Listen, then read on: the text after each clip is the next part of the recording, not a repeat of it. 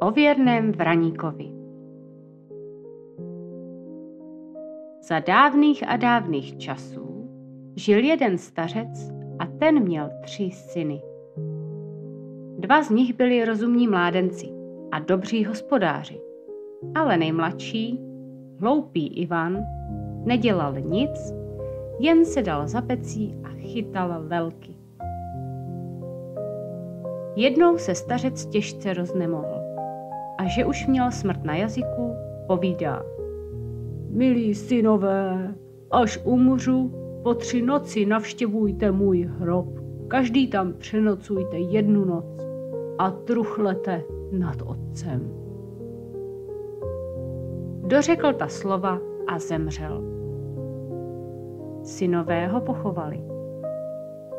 Nadešla 1. noc.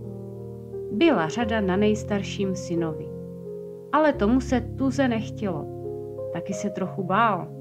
Zkrátka povídá hloupému Ivanovi: Poslouchej, Ivane, jdi na otcův hrob a přenocuj tam místo mě.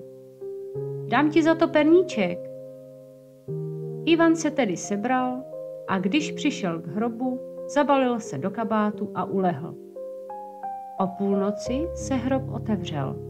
Vstal z něho stařec a ptá se: Kdo je tu? Můj nejstarší syn?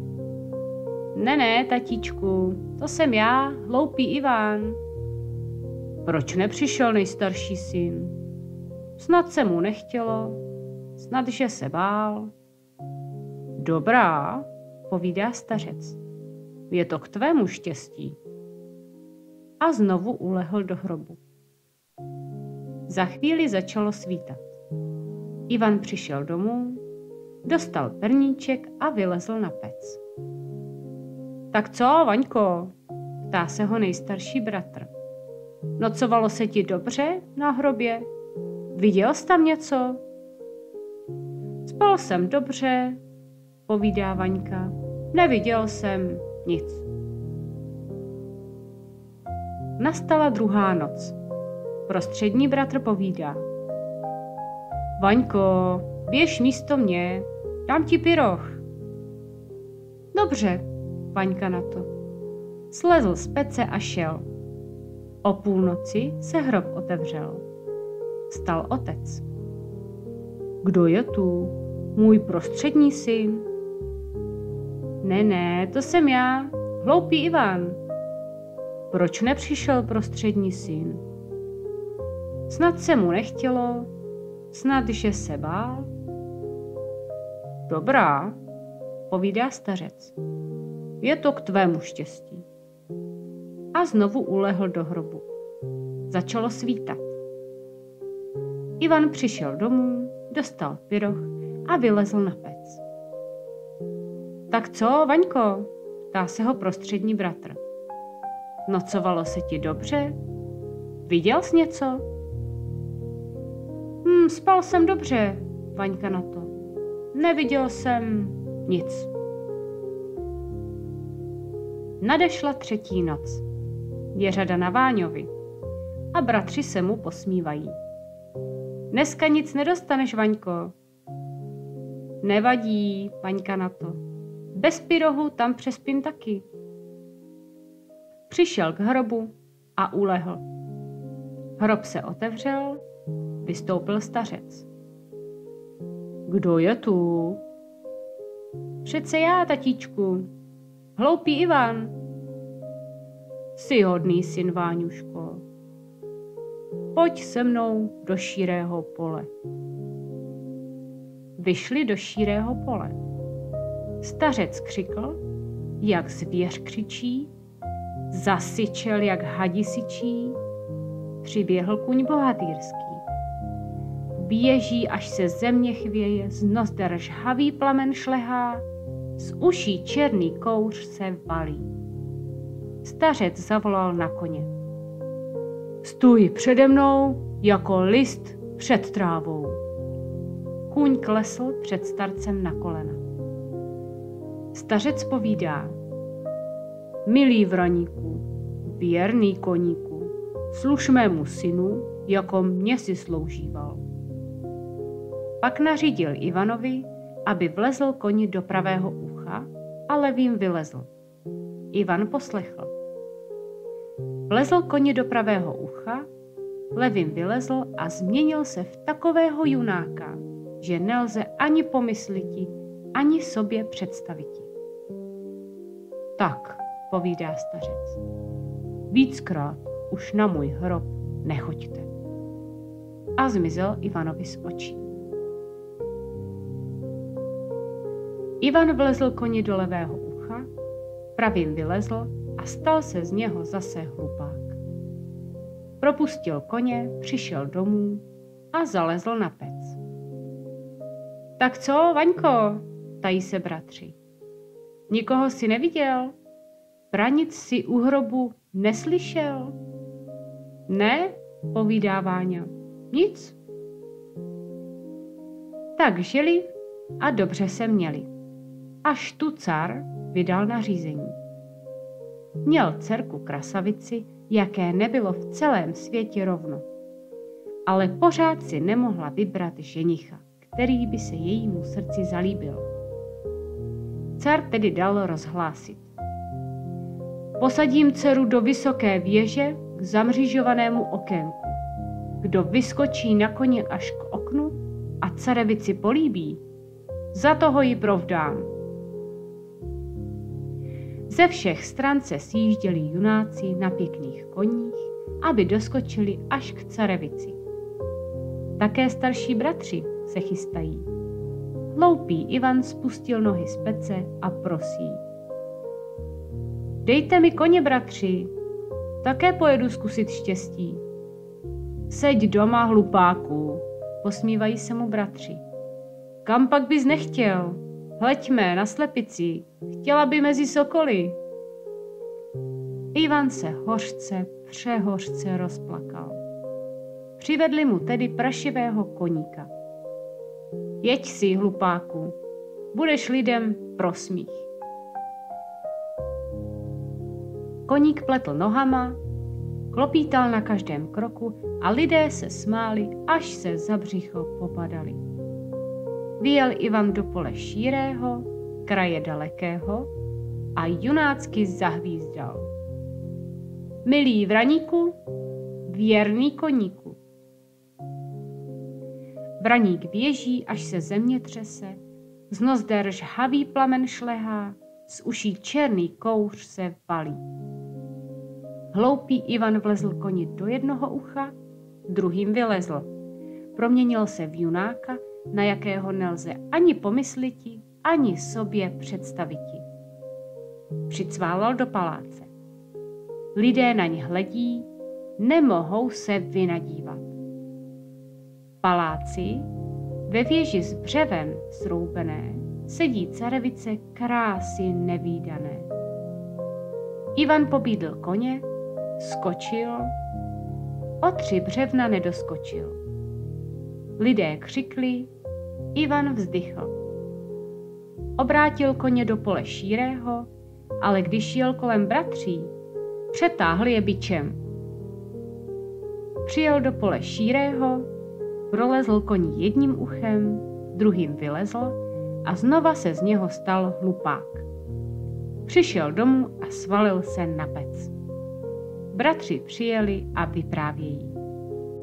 To bys koukal, Váňo, jak ti živi jsme takového bohatýra neviděli, jenom o 3 břevna nedoskočil. Viděli jsme, odkud přijel, ale kam zmizel, to nikdo neví. Hloupý Ivan se posadil na peci a zeptal se. Poslyšte, bratři, a nebyl jsem to já? Co tě to napadlo, hlupáku? Utři si nos a seď za pecí. Druhého dne se bratři chystají na novo. Bratři, dejte mi taky koně, povídá hloupý Ivan. Tak si vem tu chromou kobylu. Ivan sedl na chromou kobylu. Lidé se mu smějí, ukazují na něho prstem, ale Ivan přijel do šírého pole, zahvízdal na vraníka a proměnil se v statného mládence. Přicválal k paláci, pobídl vraníka, skočil a jen o poslední břevno nedoskočil. Zamířil nazpět, přetáhl bratry bičem, přicválal do širého pole a změnil se v hlupáka. Propustil vraníka, vrátil se domů a vylezl na pec. Bratři přijeli a vyprávějí. Zase tam byl ten bohatýr, zase skákal a jenom o poslední břevno nedoskočil. Z pece se ozval hloupý Ivan. A nebyl jsem to já, bratříčkové? Co tě to napadá, hlupáku? Zbláznil ses? Utři si nos a seď na peci. Třetího dne se bratři opět chystají. Ivan sedí na peci a prosí. Dojte mi taky koně, bratři. Kam bys nechtěl, hlupáku? Seď za pecí, vždyť si ani jednou do města nedojel. Ivan se přehořce rozplakal. Tak si vem to jednooké hříbátko. Hloupý Ivan jede klusem na jednookém hříbátku. Lidé se mu smějí, až se prohýbají, ukazují si na něho prstem. Ale Ivan zamířil do širého pole. Zavolal na vraníka, proměnil se v statného junáka, dojel k paláci, pobídl koně, vznesl se až k nebi, políbil carevici a vytáhl jí z ruky vyšívaný šáteček. Obrátil koně, rozjel se nazpět, šlehl bratry bičem po tvářích, přijel do širého pole, změnil se v hlupáka, propustil vraníka, přišel domů a zalezl na pec. Přijeli bratři a vyprávějí. Zas tam byl ten statný junák. Vyskočil až k carevici, políbil jí, vyškubl jí z ruky vyšívaný šáteček a ujel. Hloupý Ivan sedí za komínem a ptá se. Bratři, a nebyl jsem to já?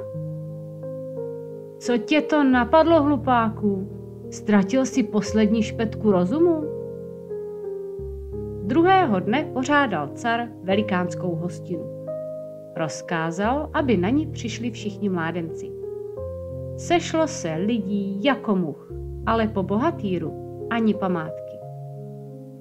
Doklopítal se také Ivánek na chromé kobylce. Carevice všechny častuje medovinou.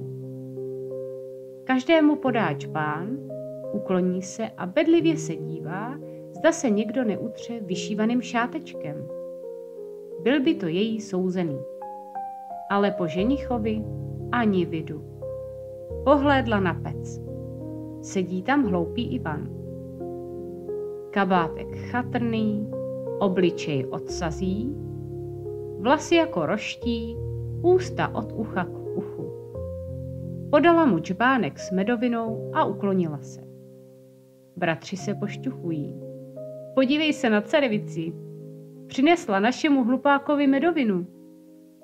Hloupý Ivan se napil a utřel se vyšívaným šátečkem. Jak to carevice spatřila, zbledla jako plátno. Vzala hloupého Ivana za ruku, pomohla mu z pece a dovedla ho k carovi. Tady je můj ženich, tatíčku, řekla. Car vzdychl, zaplakal, ale carevice pravila.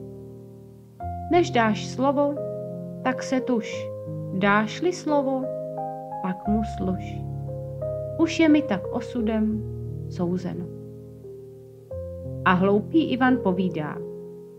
Za to, že jsi tak spravedlivá, carevice, nebudeš se trápit s hlupákem. Vyběhl do širého pole, zavolal na vraníka, proměnil se v junáka, jakému ve světě rovného není, přijel do paláce a čelo otřel vyšívaným šátečkem. Tady máš svého ženicha, carevice.